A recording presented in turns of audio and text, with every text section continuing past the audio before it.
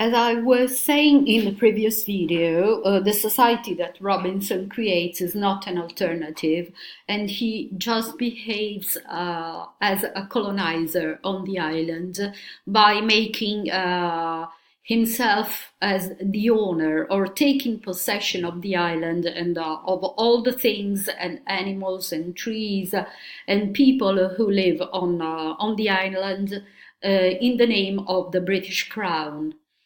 Uh, this novel can be also considered as a celebration of the 18th century English ideals of mobility and social mobility.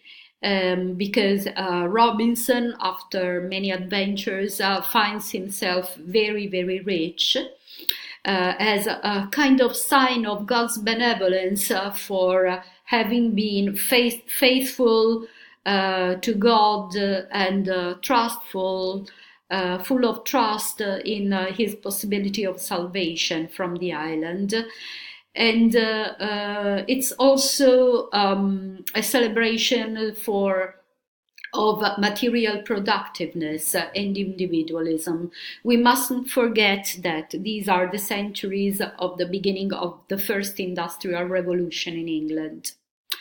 Although he recognizes that God is the prime cause of everything, the creator of everything, he also maintains that the individual can shape his destiny through action, so he does not abandon himself to fatalism, but actually he is actively engaged in his life and his process of liberation from the desert island.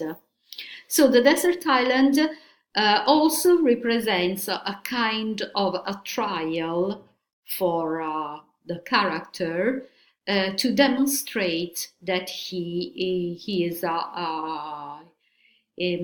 actually he deserves to be saved.